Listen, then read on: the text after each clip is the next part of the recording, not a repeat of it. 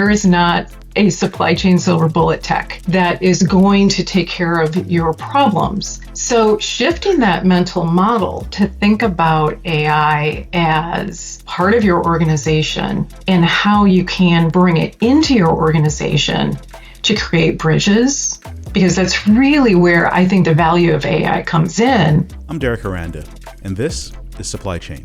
Here, we go beyond AI hype to examine how to stand up intelligent supply chains in complex organizations. If you want a clear-eyed view of how to do this in the real world, this show is for you. Today, I'm thrilled to have LeAnne Coulter join me for a conversation about governance. As we think about the journey to autonomy, we've talked about the importance of elements around data, around leadership, around culture, around change management. You don't get to autonomy without governance. You'll get to chaos without governance. And so really pleased to have LeAnne join me. We had the pleasure of getting to know each other over a major implementation that I did at one of my former companies. You know, I always chuckle. We used to have the magic 8-ball, right? And you would sit across the room as a team, and we were thinking through a difficult topic or a difficult challenge. We'd shake the little magic 8-ball, and oftentimes it was quite inspiring, actually, to help us resolve some of the challenges we had. But certainly part of that, a big part of the conversation we had in terms of really outsourcing a major part of our activities to LeAnne and the team that she was leading was really a conversation around governance, right? And that really was about how are we going to make decisions together? While that was an outsourcing conversation, I think it's an important analog as we think about how you bring AI and autonomy to life inside an organization. It really is about thinking through, well, what are those decision structures? What are those boundary conditions? What are those risk thresholds that we need to think about and put together in order to make this succeed?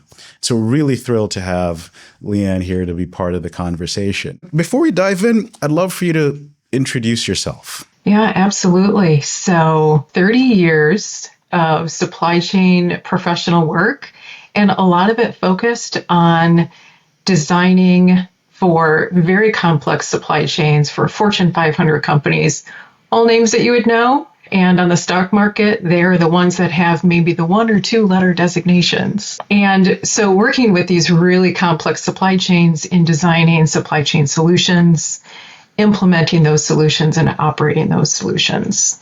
So today, I'm running BlueWave Supply Chain, providing de-risking solutions for customers, for manufacturers and distributors, as they look to transform their supply chains in an ever chaotic and changing environment around them, trying to bring some stability and, like I said, de-risking their efforts. When you think about governance, what does that mean to you? I think governance, in my mind, really starts with design. Starts with the design of a solution. It starts with the conversation around what is it that we're trying to solve collectively. And collectively, you set out your goals, you set out your objectives, and then you begin to figure out, how am I going to move to that new state? That's the design component. The governance piece really establishes, I think, Derek, the way you and I talked about it previously was our ways of working. And companies have different ways of talking about that. But it really gets down to, how are people going to work with other people? You mentioned something really interesting, because when I've been thinking about governance, you mentioned outsourcing. And when I think about AI, agentic AI, generative AI, machine learning, whatever component inside of AI, it's outsourcing. So it's the same component. It's learning how to work with and incorporate new team members into your organization and into your processes. And in order to do that really well, you have to develop trust. You have to have some gut rules, a little bit of a playbook. Here's what we're going to operate from. You hit on a really important point, right? This is really about, you're standing up a new type of organization in terms of a new team member that you're bringing in, an outsourcing model, an offshoring model, really hiring a new employee, standing up a new division within your organization. I think those are all really helpful sort of mental models to think about, so how do you do that today? Right? Because we've had a lot of experience in terms of organizational change, organizational design, and a lot of those principles apply to AI, apply to agentic AI when you bring that in on that journey to autonomy.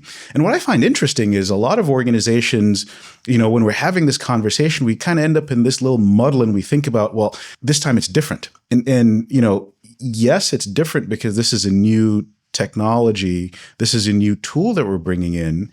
But that principle about decision rights, about ways of working, about building the connectivity between this new AI platform that we have and the rest of the organization, that process still holds true.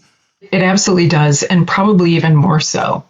So, when I think about technology and AI, regardless of whether it's agentic, generative, machine learning, it's technology that will enable the humans within your teams in order to execute their work better. But technology is not a silver bullet. After 30 years, there is not a supply chain silver bullet tech that is going to take care of your problems. So shifting that mental model to think about AI as part of your organization and how you can bring it into your organization to create bridges, because that's really where I think the value of AI comes in, is starting to look at across functions, where are those places where so much of human time is spent that truly isn't value added to the organization. Spot on. And I think you're getting at where the power of these tools really is as an augment to the people we have today, right? And I think that's where a lot of times when we think of governance as a bad word, as these rules that constrain what we do. Well, gosh, I have to comply with that rule. I have to report what I did to that, regulator. It's these governance as a means of restricting what we do. And I think when we get into whether it's outsourcing or offshoring, I think this was really the power of the conversations we've had in the past, is governance as an enabler, because this is really pushing us into new spaces, new frontiers, both in terms of how to bring this technology to life, but even more exciting, what this technology now allows us to do. And if you do that unconstrained, what do you have? Right? You have chaos. You have processes that go rogue. You have things that go off the rails. So this is where I think governance is really important to help empower organizations to really be able to lean into AI much more effectively. I couldn't agree more. I think there is an element of really looking in and having deep, thoughtful conversations around how does your organization function? Because again, I go back to the concepts of human-centered design. Because at the end of the day, your governance needs to have some flexibility. It needs to have guardrails like you've been talking about. They need to be firm enough that you can have confidence from a leadership perspective that everyone is moving in the same direction.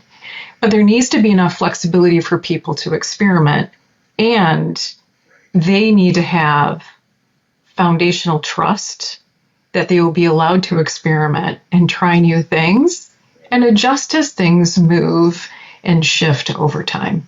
Exactly. It's giving them those rules about knowing where they can play, how they can play, right?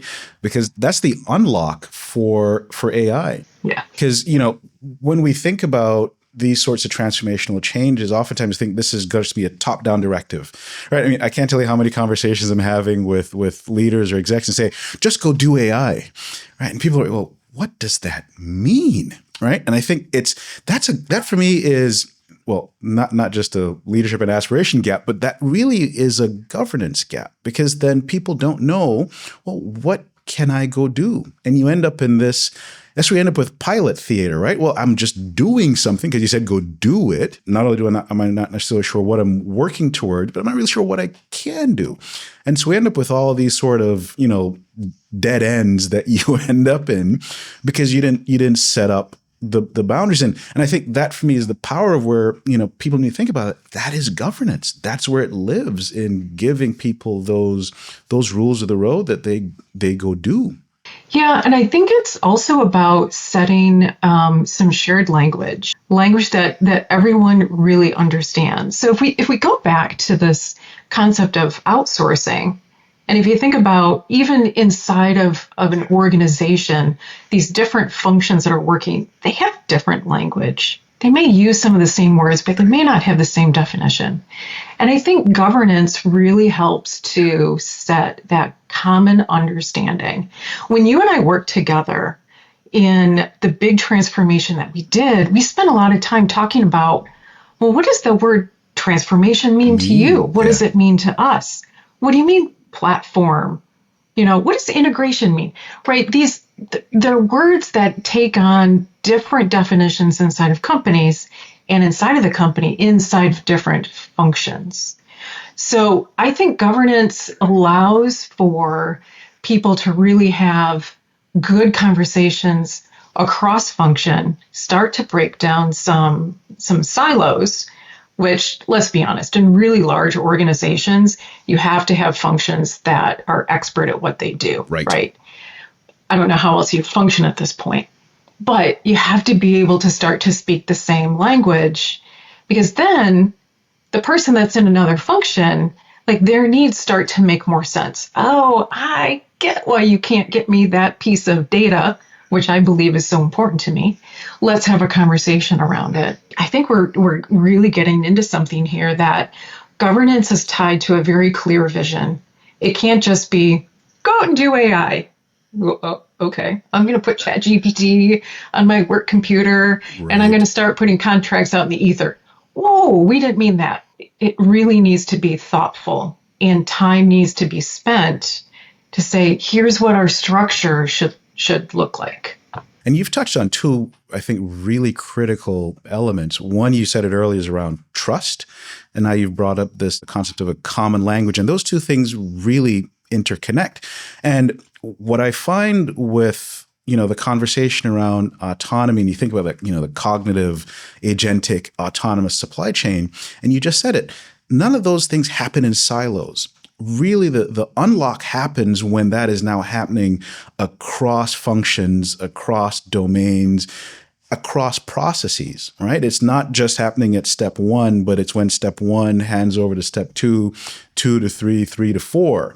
That then is when you really get that cascading effect and that snowball of value creation. But to get there, that common language is critical. I remember us really spending a lot of time around what is a good outcome. When I say I want OTIF of 90%, we spend a lot of time talking about, well, why 90%? Why not 95? Why not 85? Why is that important to you? And, we had that dialogue to be able to really share understanding. And what I see in today's world, an AI world, in today's world, we see those barriers of non-common language between supply chain and sales when we get to, well, why is the forecast important? We don't even have common languages as human beings. Getting that right, is going to be absolutely critical, because unlike this conversation we're having, unfortunately, we get into the agent world. The agent may or may not come back and ask for clarity around, well, what did you mean? There's places to go in this conversation around agents, because as you and I have talked in the past, we see paths to autonomy within supply chains. But there's this component, many components, but one that I want to bring up right now is institutional knowledge, right? And for an AI agent to perform a task, you have to tell it what the task is. You have to provide information. And I think within a governance structure, within a design component inside of a governance structure, is when you can start to dig into what are those elements of a process. What are the various things that a human does in order to achieve the outcome that you are looking to transfer or outsource to an AI agent? And that's where the heavy lift work happens, but that's where iteration comes in. So that takes me back to governance needs to be flexible and allow for this iteration to happen and not just lock in on this one outcome, this 90% OTIF. Well, if you're at 60, 90 feels like an awful long way to go. So let's set it at 70 and then let's keep iterating it because we need to learn. And so when you get into pilots and you start looking at those things, that's, I think, where things start to get sticky. It gets to be hard for people to remember everything that they need to do. Right. In order to train an agent to do that work. No, absolutely. And I think it's also about remembering why we're doing this. Right. And I think that's where governance really needs to be embedded top to bottom of the enterprise. Right. So how are leaders and executives setting the strategic vision so that, people understand what they can play with, where they can play, how they can play. And then you progressively break that down into, well, what does success actually look like? Right. One of the challenges with a lot of pilots, why they end up in dead ends, is because you did it, but then you don't realize, well, why did we do that? What did we actually get out of it? Did we achieve what we wanted? Was this actually a good outcome? Yes or no? So should we scale it? And right. So I think that's where a lot of the conversation, and that's where I really like that trust and common language framework you touched on. That's where a lot of it starts breaking down because we go down these paths where we outsource it to AI. We don't know if was that good or bad. And that's where governance, as leaders are thinking about cascading this through their organizations, that governance structure really needs to think about, well, what's good, what's bad, what's the failure we'll tolerate. And I think that's a really important element here, right? Because this, again, is uncharted territory for a lot of us. What does failure look like? And how are we going to respond to failure? That, frankly, was one of the things that was part of the most enriching conversations that we had when we talked about, well, what happens when it goes wrong?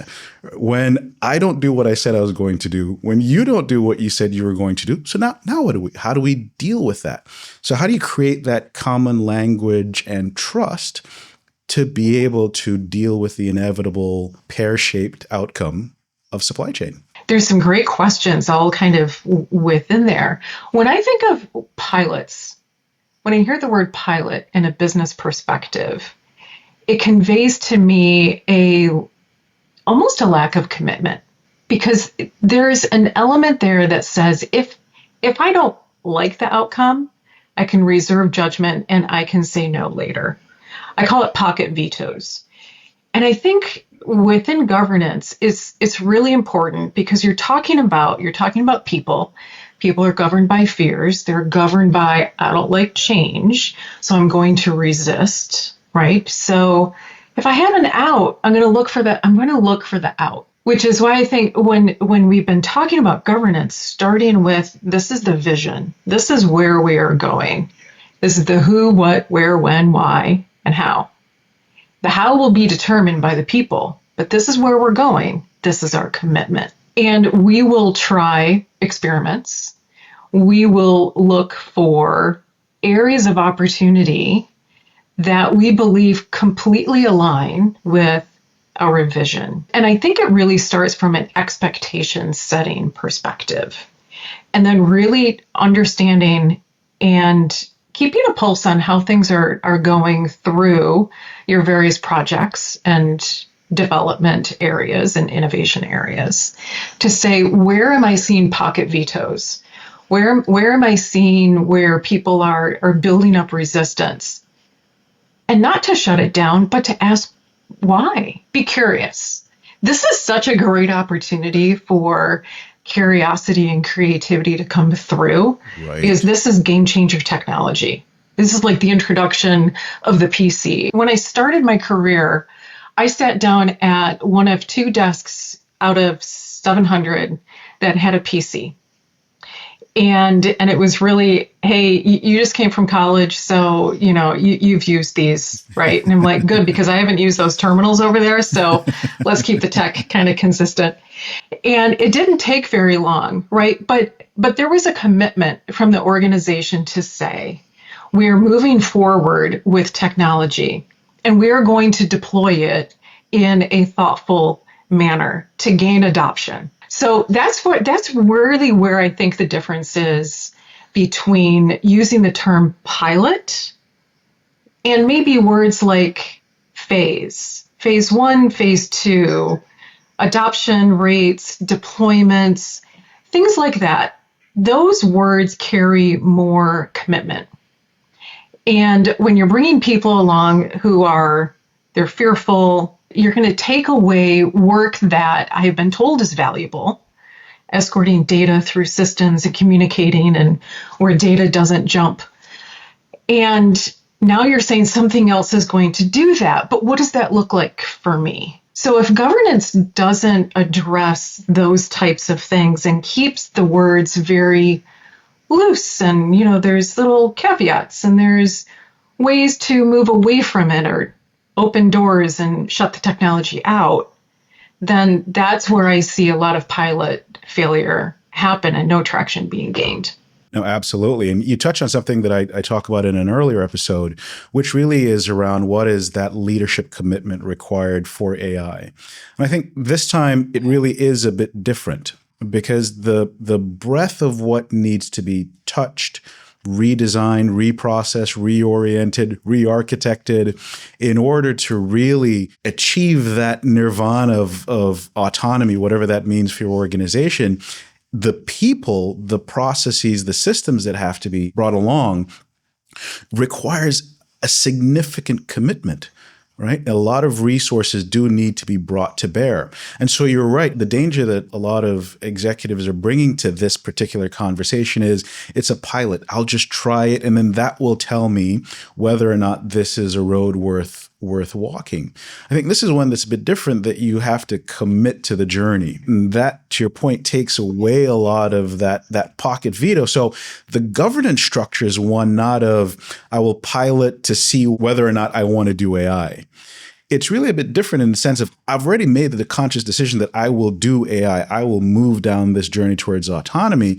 Now, it's the governance structure, the pilots around, well, what works best? So it's, I'll try it. If it works, great. If it doesn't work, doesn't mean I stop. It just means I pivot, because I'm going to keep walking down this road. And that's a very different governance structure than some organizations are designed for.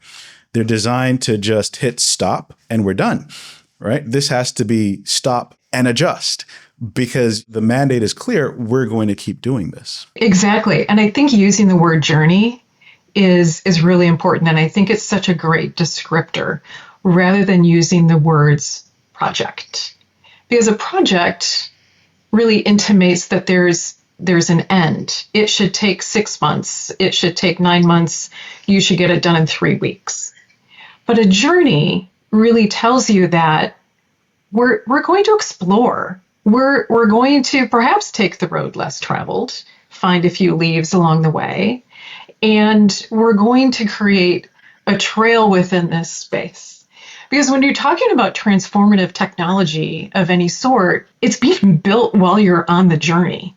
So you don't really know what it is, but you have the vision of where you want your organization to be. And I think it's really helpful for people to be included on that journey and to be welcomed within it. And that all of that happens inside of governance. That's such a powerful frame, I think, for folks to look at this through, in terms of, this is really about how do you bring the people along for the journey. And again, I go back to, this is not about governance as a control system to limit the possibility, but it really is a rocket ship that you're putting on the back of your people to go to places that we've never been before. I'm certainly thrilled seeing Artemis 2 taking off, and the idea of us going back to the moon, of us, perhaps that stepping stone to Mars and beyond, right? It is about how governance is that inspiration. That kid seeing that rocket ship taking off and just imagining, well, what does tomorrow bring, right? And I think that's such a powerful frame for governance as really a lever to get the most out of your people, not to limit them. I think because technology systems are so pervasive in people's work lives that governance is equated to technology. But that's the point where AI is so transformative. We talked about really it's the outsourcing.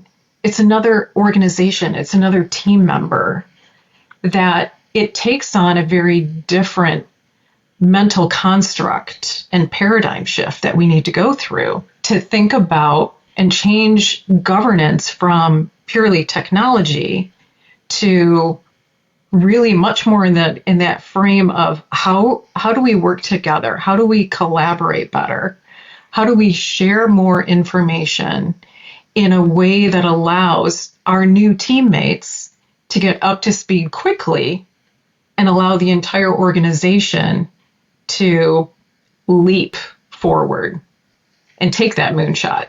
And I don't think this conversation is in any way taking away from that it is important that governance does think about risk, that it does manage risk, but it's about repurposing that from a blocker to a challenge that needs to be worked through. That's where a lot of the pilot theater comes in. That's where that pocket veto comes in, right? Is because then you hit, well, I might not have gotten the ROI that I expected, or I might have gotten the ROI, but guess what? It's not enough. Or I might have hit a security issue, and that then becomes a reason to stop. Because then if it's not tied to the broader vision, it says, well, but guess what? I still have to get to the mountaintop, right? So it is about going back and having a conversation around, okay, well, what does this risk mean? What does this failure mean? Because, failure is not a bad thing. It's about taking that and making it a lesson, right? And how then do you repurpose your governance structures to enable that thinking versus you stumble and you stop? There's some great literature and research coming out from MIT in this space.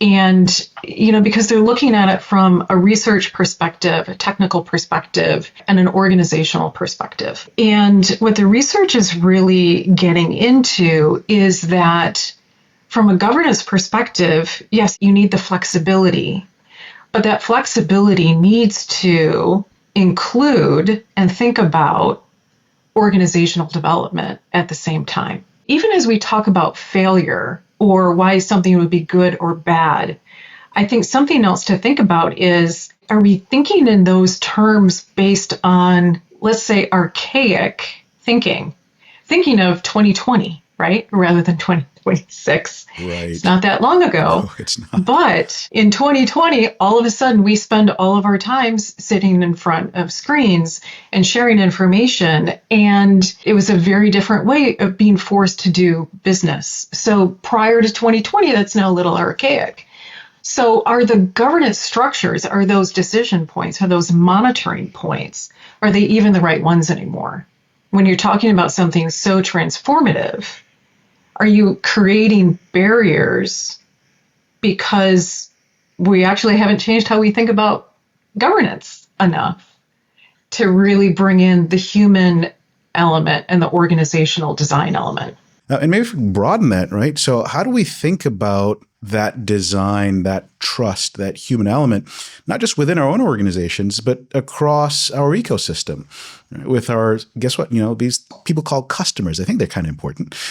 Customers, suppliers, partners. How do we think about driving that same conversation outside the four walls of our business? What I really like about human-centered design and approaching this type of work from a design perspective and a system perspective is that it forces you to take that outside view and to seek input from all of your different constituents, from your suppliers. Where are they on a journey?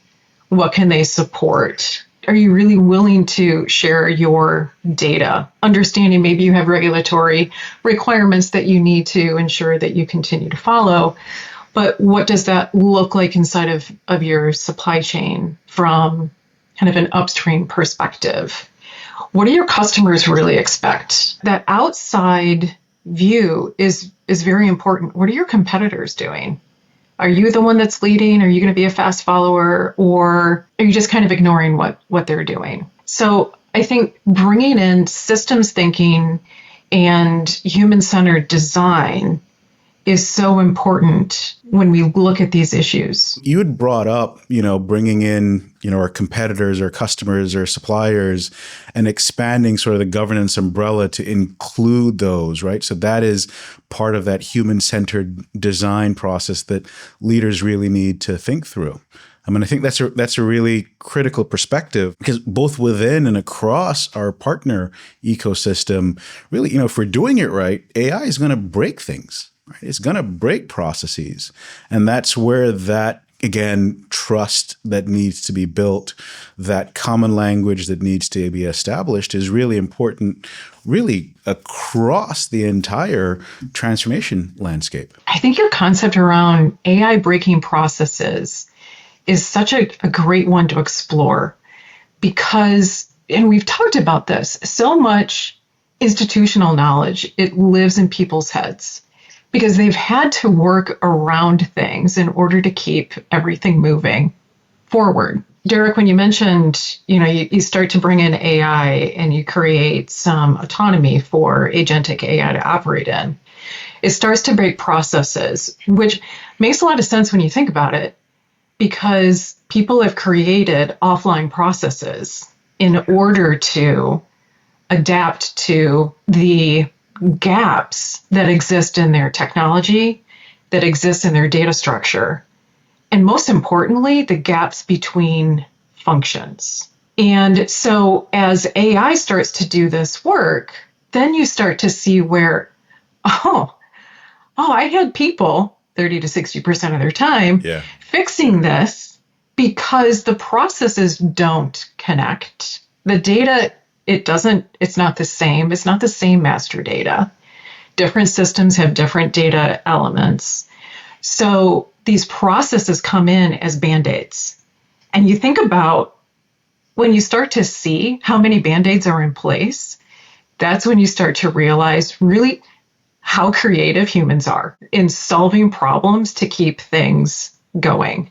And you don't want to lose that. You want to take that curiosity and that problem solving to then start to look at those process breaks that AI brings forward. That's where this whole concept, when you listen to AI technology companies bringing in human in the loop, that's where you get the consistency. And I think human in the loop is actually going to be your future governance structure. I love that you're bringing that human in the loop, because you have, human in the loop, on the loop, out of the loop, right? And the promise has been this human out of the loop concept of, what do you need these people for? Right? The AI can do it for me. Again, it's that integration of human in the loop, that is, you're part of that decision process, or you're on the loop in terms of you having oversight of whatever decisions the machine is taking for you.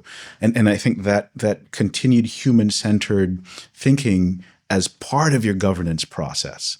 How do you adjust and adapt your processes, your systems, and your people to maintain that design principle going forward is so important. And I don't think that leaders have had to think in this way for a very long time unless they're in really nascent industries and they're really pushing the envelope and they're looking for their first adopters.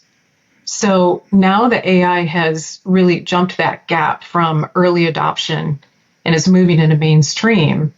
There's a lot of thought paradigm shifts that need to happen in order to kind of bring this into a corporate world that has kind of been status quo for decades. It's really a huge shift in how people need to think about management. I wholly agree. And I think this is going to be one of those transformations that expose a lot of gaps that people have in their existing thought paradigms, in their existing governance structures. I remember as we went through our project together, what was really illustrative for me was how many things we thought we understood or we knew or that were working, right, the way they were supposed to, that get exposed. And so how this, exposes some of those lapses takes us back to that trust element that you talked about in the very beginning, which is as we're going to go through this, we're going to see things under their waterline, the wrinkles, the mistakes, the things that aren't working the way they're supposed to. Those are going to be exposed. Those are going to be some of the things that AI will force us to break and rethink. And that, again, has to be part of that governance structure. In some ways, you're suspending some judgment, right? In the sense of the why we're here doesn't matter. We'll put that to the side. Let's continue thinking about, well, what does good need to look like? And now how do we design appropriately around that? There's this element of status quo in corporate structures that, I'm going to use your word, needs to be suspended a bit. Put it over on the side, to use some industry terms, put a pin in it, and start to take a look at what is our objective? What is the problem that we're trying to solve? One doesn't need to be solved. Start there. You don't need to do everything. And who's best capable of working through that? And what support do they need in order to continue to improve? It's bringing in governance. And I do think that this conversation has been really good to kind of pressure test that definition of governance and how it's seen inside of companies, that it is guardrails. It's not rigid. It's not, you can't go here. It's, I want you to go here. Be mindful of these little traps, these little pitfalls, still keep going forward. And, let's work through what we find on our little exploration on this journey. We're on the cusp of exciting opportunities, not just in supply chain, but frankly, across society when we're talking about what AI can potentially bring. But we have to do that mindfully, intentionally, and thoughtfully, not blindly. And this, for me, is where governance becomes so empowering. In some ways, we've covered a lot of ground. There's a lot that we've talked about. And I think I would exhort leaders they need to lean into this.